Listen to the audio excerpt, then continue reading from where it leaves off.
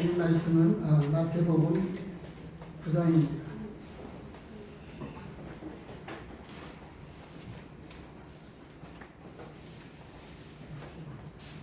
(14절에서부터) 17절 말씀인데요. 이 말씀을 우리가 봉독해 드리기 전에 잠시 느헤미야서 8장에 있는 말씀을 잠시 보겠습니다.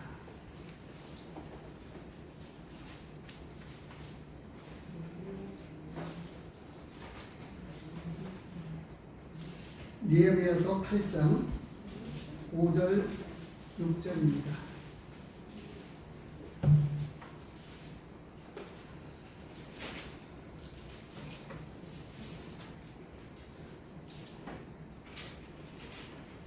구약 성경 738쪽입니다. 에스라가 모든 백성 위에 서서 그들 목전에 책을 펴니 책을 펼 때에 모든 백성이 일어섭니다. 에스라가 위대하신 하나님 여호와를 송축하며 모든 백성이 손을 들고 아멘 아멘 하고 응답하고 몸을 굽혀 얼굴을 땅에 대고 여호와께 경배하니라. 이 말씀을 제가 묵상하면서 오늘 이 본문 말씀을 함께 일어서서 같이 낭독하면 좋겠다 싶은 생각을 했습니다. 함께 불편하신 성도님들은 제외하고 자유롭게 하시되 14절부터 17절 말씀을 일어서셔서 같이 봉독하겠습니다. 우리 성도님들 같이 일어서셔서 14절에서 17절 말씀을 같이 봉독하겠습니다. 시작. 그때 요한의 제자들이 예수께 나와 이르되 우리와 바리새인들은 금식하는데 어찌하여 당신의 제자들은 금식하지 아니하냐니까. 예수께서 그들에게 이르시되 혼인집 손님들이 신랑과 함께 있을 동안에 슬퍼할 수 있느냐. 그러나 신랑을 빼앗길 날이 이르리니 그때는 금식할 것이니라. 생배 조각을 낡은 옷에 붙이는 자가 없나니 이는 기운 것이 그 옷에 담겨 헤아짐이 더하게 됨이라. 새 모이를 낡은 가죽 부대에 넣지 아니하나니 그렇게 하면 부대가 터져 포도주도 쏟아지고 부대로 버리게 됨이라. 새 포도주는 새 부대에 넣어야 둘이 다 보존되느니라. 아멘. 같이 앉아주시면 되겠습니다.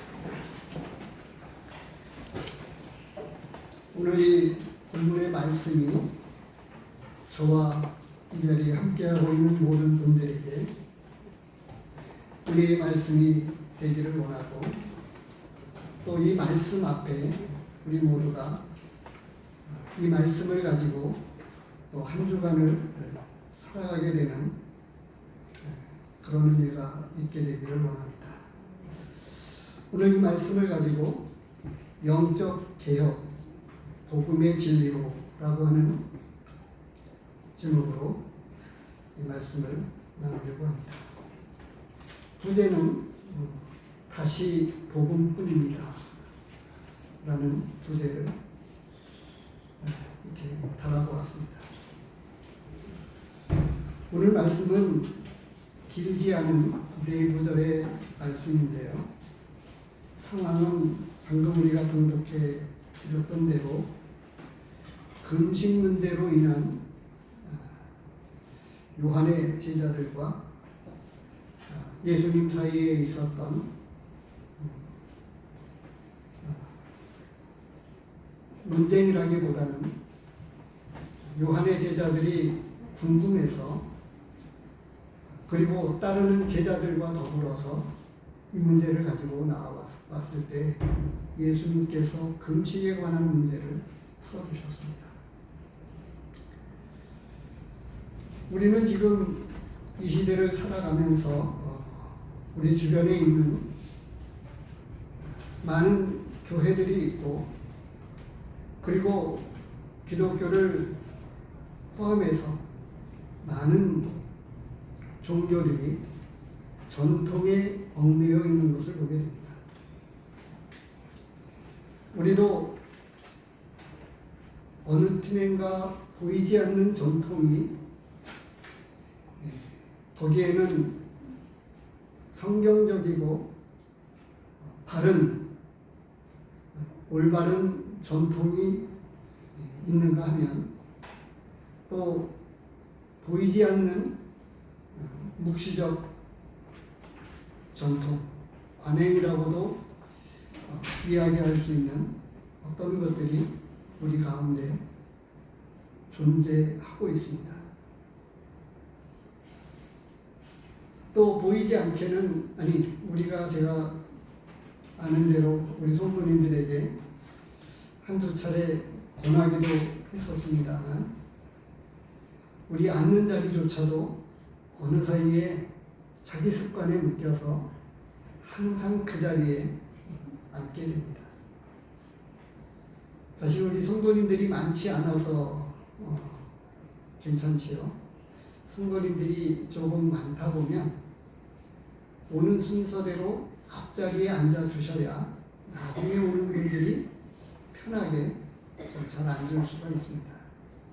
그래서 이 앉는 자리도 내 자리를 고집하기보다는 다른 사람을 배려해서 그래서 내가 먼저 왔을 때에 앞자리에 앉아주고 그래서 내 자리가 있지만 보이지 않게 영적인 우리 지체로서의 각기 한 자리씩 있지만 다른 사람들을 위한 다른 성도들을 위한 배려가 필요합니다. 근데 이렇게 자그마한 앉는 자리에서부터 우리는 관습과 전통에 보이지 않게 매여 있게 됩니다. 그것이 또 어느 틈엔가 무엇이 좋다고 시작을 하지만 또 시작을 해서 지내보면 또 그것이 전통이 되고 관습이 돼서 묶여지게 됩니다. 오늘 본문 가운데에서 금식 문제를 가지고 요한의 제자들이 따라왔습니다. 예수님께 나아왔습니다. 요한의 제자들. 요한은 누구입니까? 사도 요한입니다. 세례 요한입니다. 이 세례 요한이 보라 세상 죄를 지고 가는 하나님의 어린 양이로다 라고 해가지고 예수님이 그리스도이신 것을 밝히 드러내고 예수님을 증거했습니다. 그런데 그 요한의 제자들은 요한으로부터 가르침을 받아서 바로 예수님이 누구이신가를 알았지요. 그런데도 불구하고 말씀 14절을 곰곰이 살펴보면 어떤 일이 일어나고 있습니까? 바리새인들과 더불어서 이 종교적 전통에 묶여 있는 것을 보게 됩니다. 말씀을 가만히 보시기 바랍니다. 그때 요한의 제자들이 예수께 나와 이르되 우리와 바리새인들은 금식하는데 어찌하여 당신의 제자들은 금식하지 아니합니까? 질문을 한 거예요. 이상한 거예요.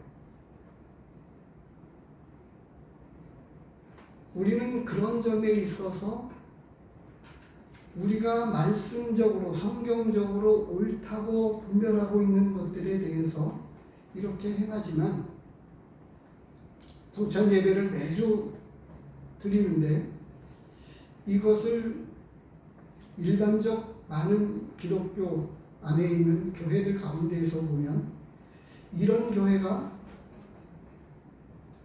정말 흔치 않아서 우리가 드리는 예배를 이해할 수가 없는 겁니다. 그래서 오면 그런 질문을 하게 되는 거예요. 왜 이 교회는 이렇게 예배를 드립니까? 질문을 하시지는 않지만 무언의 질문을 하고서는 이상한 교회다 이렇게 생각하는 분들이 있을 수 있다고 하는 거죠. 그전서부터 가끔 어떤 경우에 우리 교회 안에서도 있었습니다만 명절 때에 고향이나 부모님 집을 방문해서 왔다가 가까이에 있는 이곳 우리 구미교회를 찾아서 예배를 드리러 나갔다가 자신이 생각하는 전통적인 그 예배가 아니기 때문에 잠시 앉아 있다가 기도하는 틈을 타서 슬며시 일어나서 나가는 분들을 간혹 몇 차례 본 적이 있습니다. 이것만이 아니고 다른 교회에서도 마침 방문했었을 때 그런 기회가 있었을 때 보면 당연히 옆에 이제 가까이에 교회가 있으니까 예배 시간에 통상적인 예배 시간이라고 생각을 하고 그 시간에 예배를 드리러 나왔는데 자기가 드렸던 전통적인 예배와는 다르기 때문에 슬며시 일어나서 나가는 것을 또 보기도 했습니다. 전통에 매이는 것. 세례 요한은 바로 전통에 매이지 않고 예수 그리스도가 바로 메시아라고 하는 사실을 알게 되었고, 보라 세상 죄를 지고 가는 하나님의 어린 양이로다 라고 이렇게 증거했고 또 그것을 가르쳤습니다. 그럼에도 불구하고 요한의 제자들은 어떻게 했죠? 바리새인들과 같은 그 전통에 매여서, 종교적 전통에 매여서 금식을 했습니다. 일주일에 2번씩. 성경 말씀에 보면 신약에서 또 할례에서도 그렇습니다만 구약 안에서도 이 할례는 우리의 세례, 침례와도 같은 그런 성질의 것이어서 그래서 그 하나님의 백성은 난지 8일 만에 할례를 행하게끔 되어 있었습니다. 할례를 받은 백성만이 이스라엘 백성이고 하나님의 백성으로 받아들여졌습니다. 그래서 할례 받지 못한 이방인들에 대해서 구약에서 말씀하고 있기도 합니다. 그런데 이 전통과 본질에 관해서 보면 이 할례 문제가 그 얼마 지나지 않아서도 이스라엘 백성 내에서 문제가 있었습니다. 신약에 와서는 또 무엇이 있습니까? 예배에 관해서도 이야기를 하고 있고 그 외에 몇몇 가지들을 언급하고 있습니다. 그 중에 우리는 할례와 이스라엘 백성들이 드렸던 제사 문제를 조금 언급해 보고자 합니다. 로마서 2장 29절에는 이렇게 기록이 되고 있습니다. 오직 이면적 유대인이 유대인이며 할례는 마음에 할지니 영에 있고 율법 조문에 있지 아니한 것이다. 그 칭찬이 사람에게서가 아니오 다만 하나님에게서이다. 복음을 통해서 분명하게 이 할례는 마음에 해야 된다라고 말씀하고 있습니다. 근데 이미 오래전에 할례를 모세를 통해서 아니 그 이전서부터 아브라함을 통해서 후대의 자녀들을 할례를 행하라 라고 한 이래로 이 할례는 그리고 율법을 통해서 더 엄격하게 다루어져 왔습니다. 그럼에도 불구하고 나중에 신명기서에서 뭐라고 말씀을 했냐 하면 10장 16절에 이렇게 기록이 되고 있어요.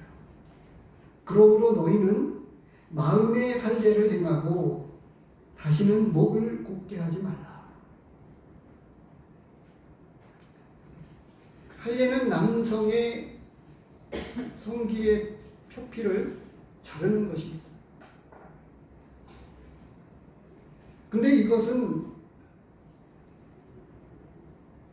겉으로 드러난 그것보다는 할례를 하나님께서 아브라함에게 명했던 분명한 이 본질의 내용을 믿음의 사람들은 분명하게 알고 있었어요. 그래서 할례는 마음에 행해야 된다라고 하는 사실을 이미 얼마 지나지 않아서 이스라엘 백성들은 알고 있었습니다. 그럼에도 불구하고 많은 이스라엘 백성들이 할례의 어떤 겉으로 드러난 이런 전통에 매여 있었던 것을 보게 되고요. 또 이스라엘 백성들이 하나님 앞에 얼마나, 오늘날 우리식으로 이야기하게 될 때 예배입니다.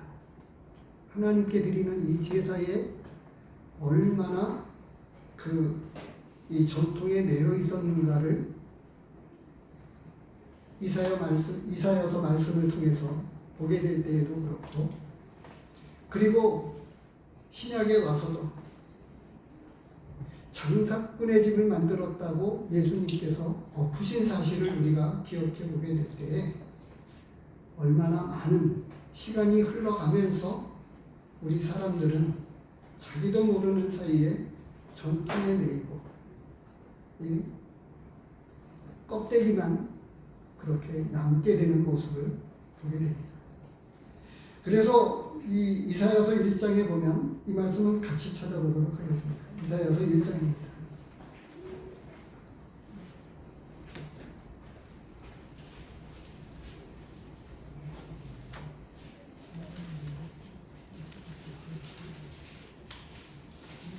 이사야 선지자를 통해서 이 시작에서부터 이스라엘 백성들이 하나님 앞에 드렸던 이 제사에 관해서 말씀을 하고 있는데요.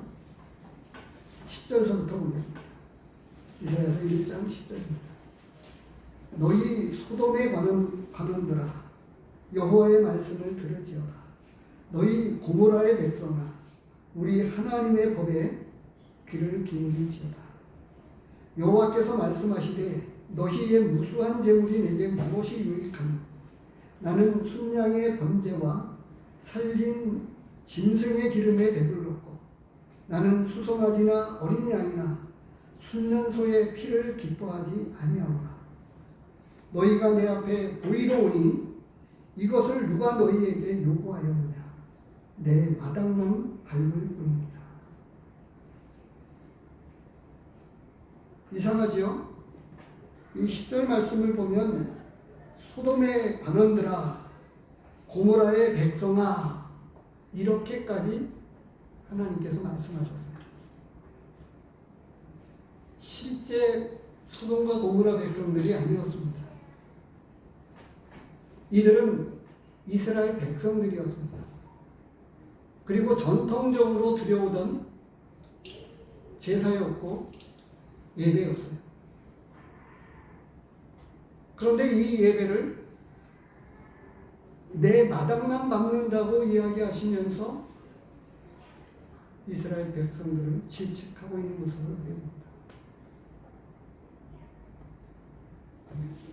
중요한 신앙적인 이 믿음에 관한 중요한 이 할례 문제나 제사 문제에 관해서 예배에 관한 문제에서조차도 본질을 잃어버린 이것에 대해서 하나님의 말씀하고 있었습니다. 세례 요한이 누구입니까? 그런데도 불구하고 세례 요한과 세례 요한까지 그렇게 포함되어지는지 모르겠어요. 그런데 제자들이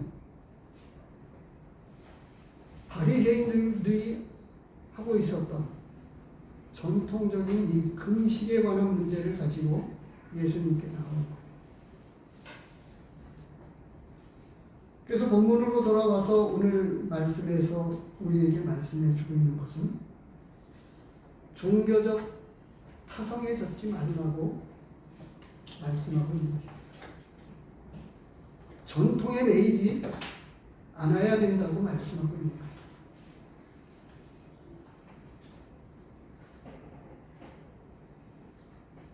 그래서 우리는 매사에 생각해 보아야 합니다.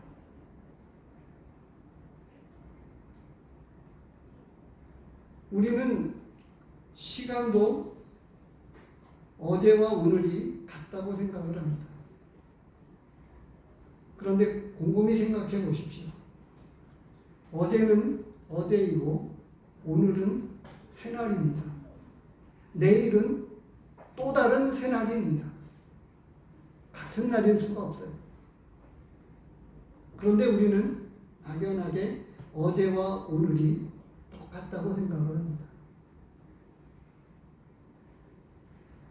언제나 말씀 안으로 돌아가고 복음으로 돌아가고 그렇게 되면 우리는 이런 종교적 타성에 젖지 않을 수 있게 됩니다. 다시금 말씀 앞에 우리가 서게 되면 말씀이 가르쳐주고 있는 이 본질로 돌아가면 이미 마태복음에서 앞에서 산상수훈을 통해서 그리고 살인하지 말라, 간음하지 말라 이러한 것들을 예수님께서 분명하게 본질로 접근해서 재해석해서 이 율법의 계명을 가지고 가르치셨습니다.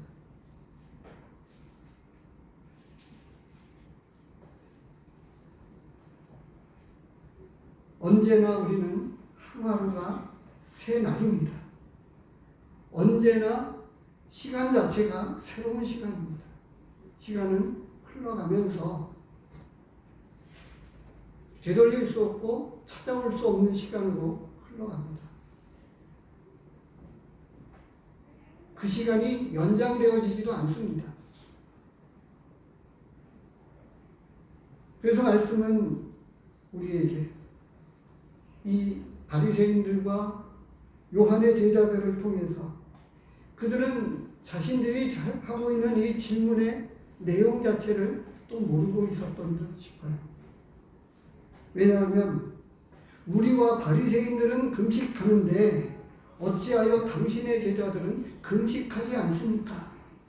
라고 말씀을 하고 질문을 던지고 있어요.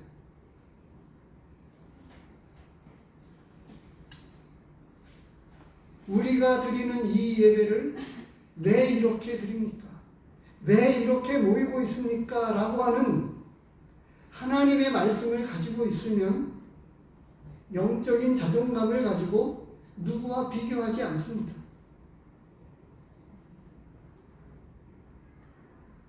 그렇다고 남을 비하하거나 우습게 여기지도 않습니다. 존중하되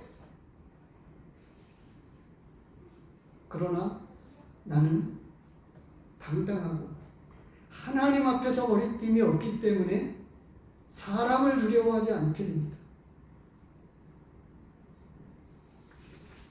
최근에 이 룻기서 말씀을 묵상을 하면서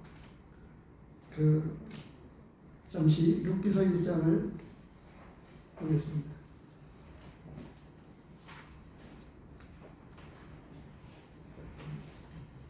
룻기서에서 그 구약에서 나오는 이 축복에 관한 아주 좋은 간증이 시어머니 나오미를 통해서 보게 되었습니다. 나오미가 이 며느리들을 보내면서 이제 기근 때문에 모압 땅으로 이주해서 10년 넘게 살던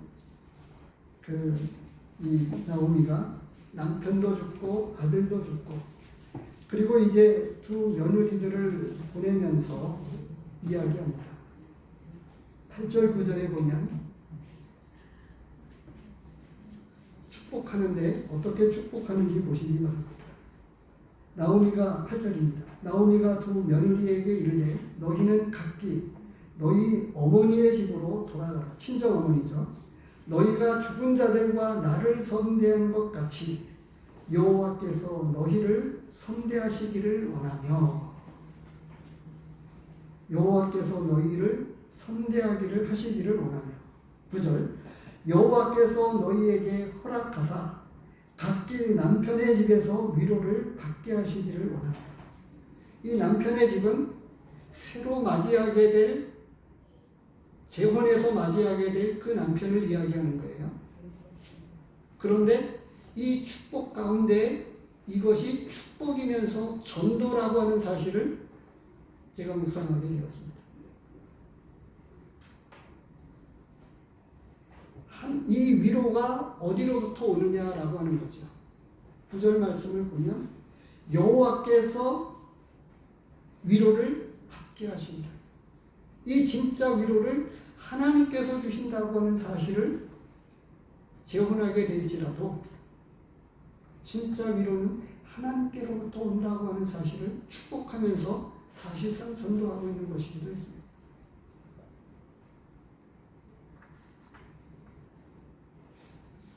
그 앞에 나오는 8절 말씀도 마찬가지인데요.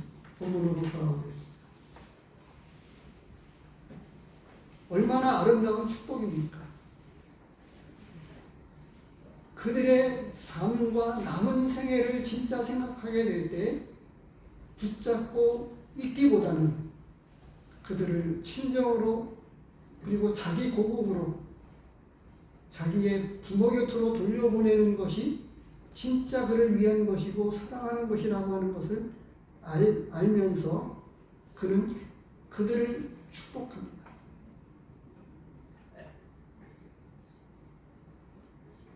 이것은 그 이후에 나오는 말씀을 통해서 보면 나로 부하게 나갔다가 다 잃어버리고 돌아오게 하셨다. 징벌을 내리셨다.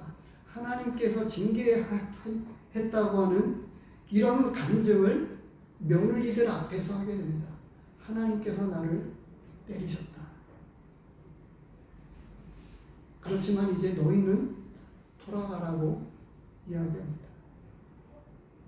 그런데 진짜 위로는 하나님께로부터 오고 너희의 생애를 진짜 선하게 이끌어 가실 분은 하나님뿐이라고 하는 사실을 축복하면서 간접적인 전도로 축복하게 되는 것을 보게 되었습니다. 요한이 예수 그리스도가 메시아인 것을 알았고 그것을 제자들에게 가르쳤을 터인데 어떻게 해서 그 제자들은 바리새인들이 하고 있었던 종교적 타성, 종교적 관습에 매이게 되었을까요? 불과 얼마 시간이 지나지 않았을 거예요. 그런데 벌써 이 종교적 타성에, 종교적 관습에, 전통에 매여 있는 것을 보게 됩니다. 오늘날에도 그렇습니다. 옳다고 시작을 했지만 그것이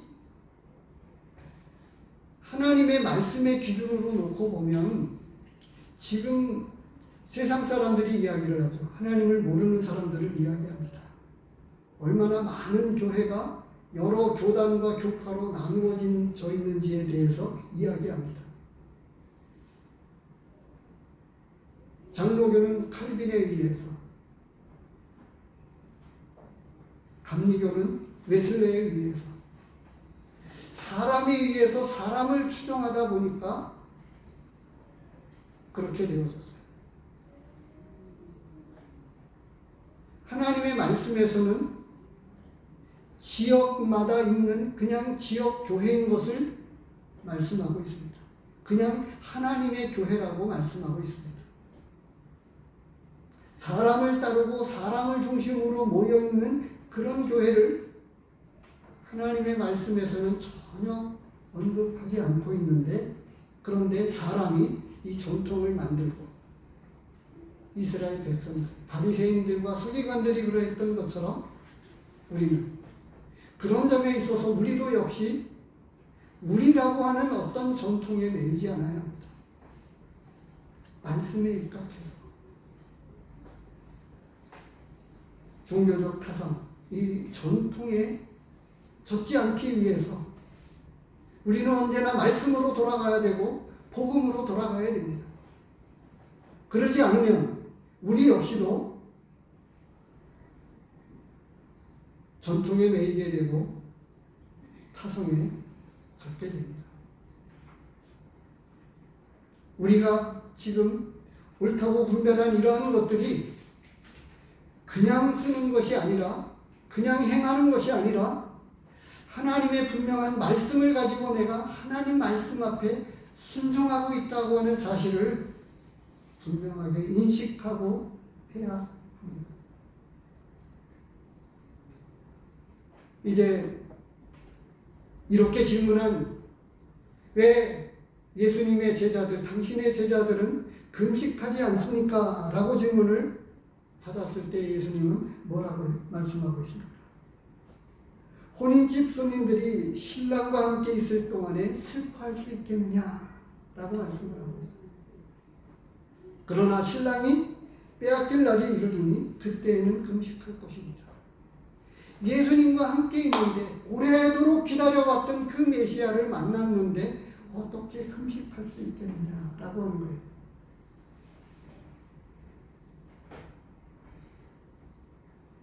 전통은 정말 재해석해야 합니다. 복음의 진리로 해석되어져야 되는데, 이 금식에 관해서 이야기할 때 진짜 금식을 이야기하고 있습니다.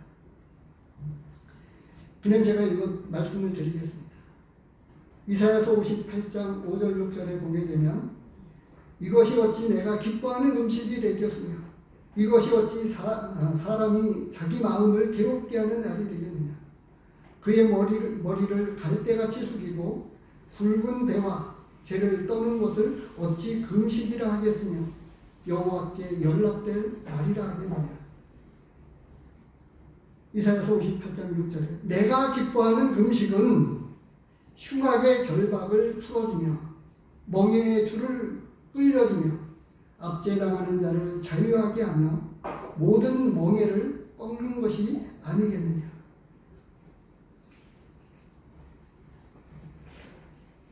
진짜 금식이 무엇인지를 선지자를 통해서 말씀하고 있습니다.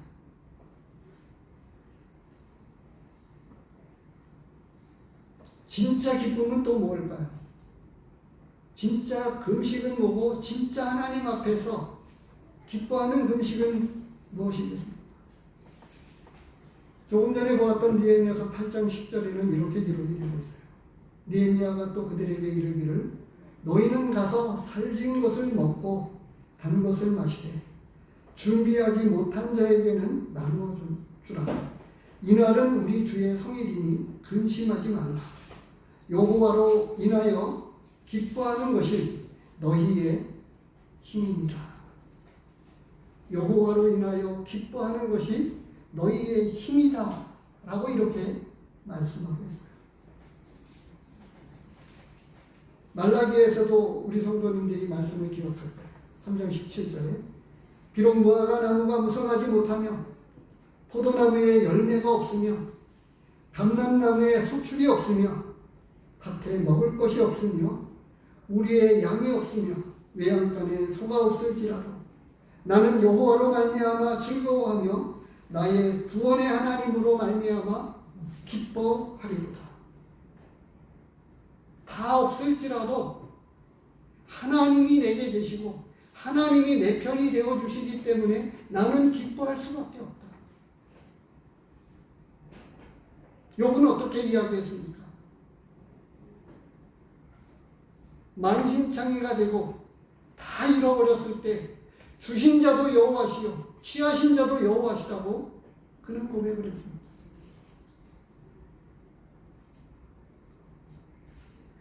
우리의 기쁨과 우리의 금식은 또 무엇이 되어야 하겠습니까? 우리 주님으로 인해서 날마다 기뻐하고 주님의 마음을 가지고 우리는 애통해야 됩니다. 예루살렘을 보시고 예수님이 우셨습니다.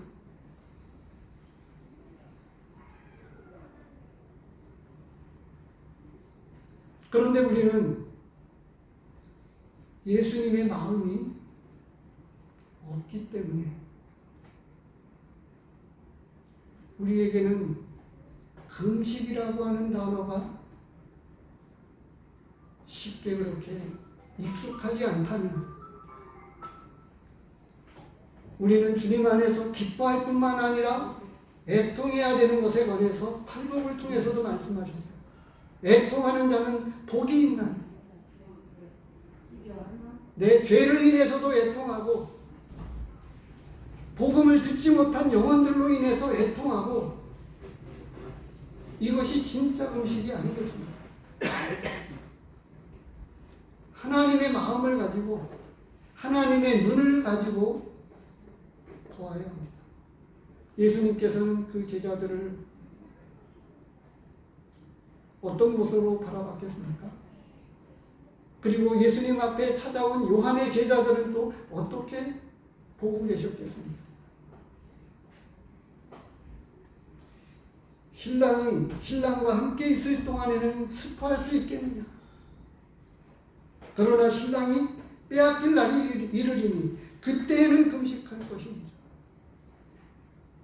우는 자와 함께 울고 기뻐하는 자와 함께 기뻐하라고 우리에게 말씀해 주고 있어요. 그래서 우리는 이 말씀을 가지고 복음으로 기뻐하고 복음으로 슬퍼해야 된다고 이렇게 말씀을 드릴 수 있겠습니다.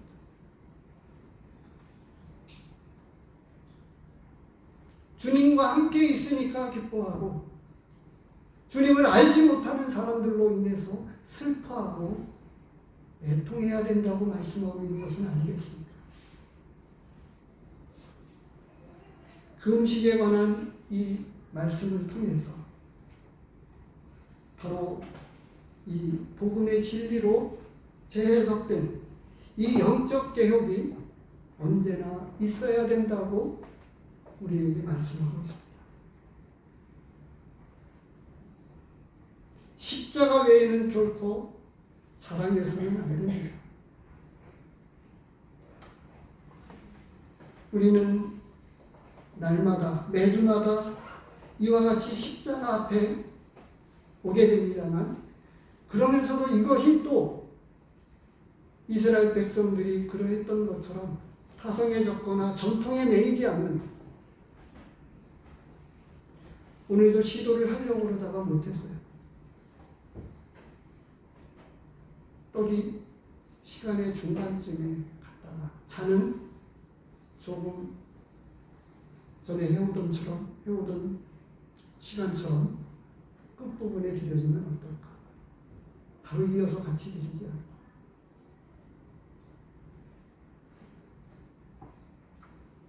오늘 제가 그 시도를 해본 거예요. 구약에 있는 말씀을 통해서 놓고 보니까 우리가 예배 시간에 가끔 한 몇 번 그렇게 했었죠.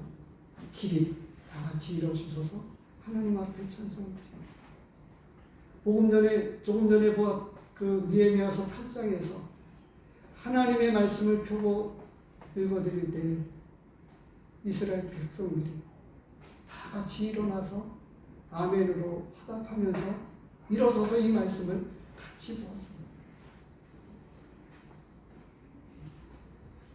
기립박수 무엇인지 아시죠? 기립박수.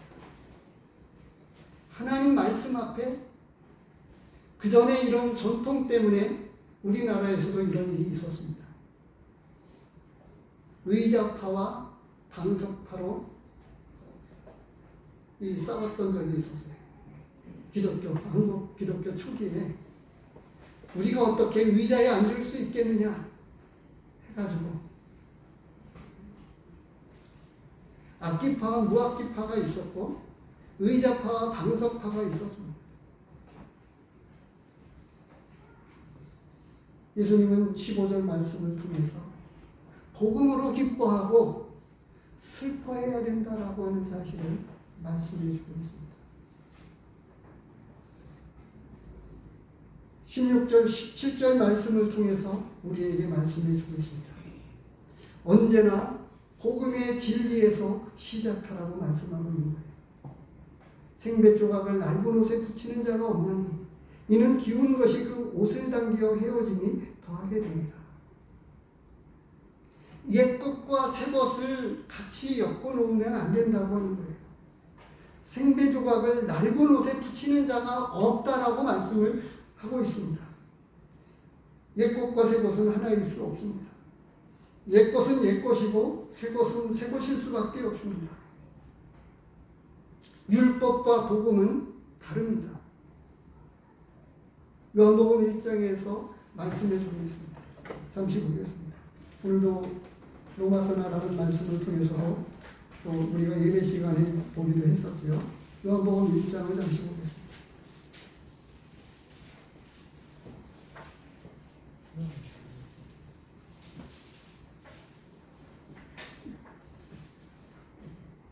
(17절입니다) 요한복음 1장 17절에 율법은 모세로 말미암아 주어진 것이요 의와 진리는 예수 그리스도로 말미암아 온 것이라. 그래서 이 율법과 은혜는 전혀 다른 것입니다. 생배 조각을 낡은 옷에 붙이는 자가 없다라고 말씀을 하고 있는 이 말씀의 의도는 무엇입니까? 17절 말씀을 통해서 분명해집니다. 새 포도주를 낡은 가죽 부대에 넣지 아니하나니 그렇게 하면 부대가 터져 포도주도 쏟아지고 부대도 버리게 됩니다. 새 포도주는 새 부대에 넣어야 둘이 다 보존됩니다.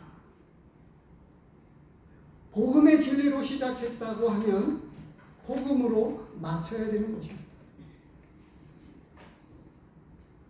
출애굽기 12장 2절에 이렇게 기록이 되고 있습니다. 이 달을 너희에게 달의 시작 곧 해의 첫 달이 되게 하고 라고 말씀을 하고 있어요. 유월절을 통해서 이스라엘 백성은 이제 새해가 새로운 날이 시작이 되었습니다. 신약에 와서는 또 어떻게 말씀하고 있습니까? 이전 것은 지나갔으니 보라 새 것이 되었도다. 그리스도 안에 있는 사람이 새로운 피조물이라고 우리에게 말씀하고 있습니다. 예수 그리스도를 영접하는 사람들이 진짜 새로운 피조물이라고 이야기를 말씀을 우리에게 하고 있는 것입니다. 그래서 이 거듭나고 이 예수 그리스도를 구주로 영접한 사람들에게는 믿는 사람 안에 성령님께서 찾아가 주시고 이 영적인 진리로 그 사람의 생애를 이끌어 갑니다. 그러면서 날마다 새로운 날이 되어집니다. 에레미야 애가에서는 이렇게 기록이 되고 있기도 합니다. 여호와의 인자와 긍휼이 무궁하심으로 우리가 진멸되지 아니하느니라. 이것이 아침마다 새로우니 주의 성실하심이 크도소이다. 이렇게 말씀하고 있습니다. 아침마다 새로우니 고린도후서 11장 16절에는 이런 말씀도 있습니다. 속 사람은 날로 새로워지도다. 겉 사람은 후패하나 속 사람은 날마다 새롭도다. 복음의 진리 안에서 보면 어제와 오늘이 다르고 날마다 새로운 날이고 날마다 기쁠 수밖에 없습니다. 시편 말씀에 보면 날마다 우리의 짐을 지시는 하나님에 대해서 말씀하고 있기도 합니다. 단번에 영원한 속죄를 이루어 주시기도 하셨지만 그러나 주님은 또 우리의 짐을 날마다 지고 계십니다.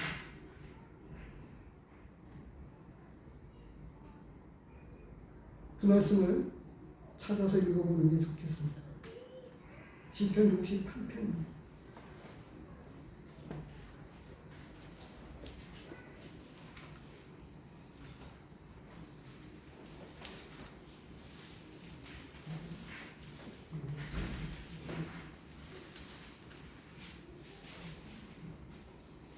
(19절입니다)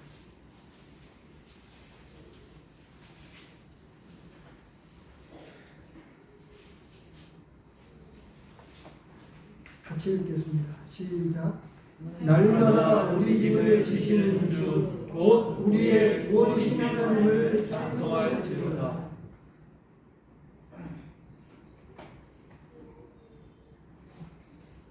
영원한 속죄를 이루어 주셨는데 교리적으로 보면 그렇습니다.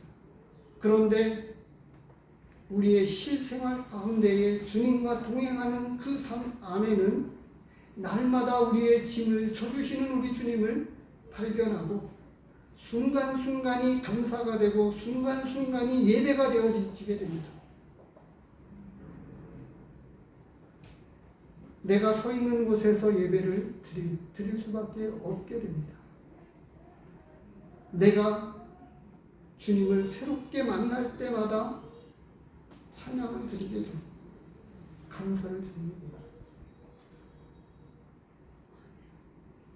전통에 매이면 언제나 그 자리 똑같은 감사, 똑같은 내용으로, 그러나 동행하는 사람들에게는, 날마다 주님을 경험하는 사람들에게는 경험할 때마다 그 경험 속에서 만난 하나님을 인해서 기뻐하고 감사하고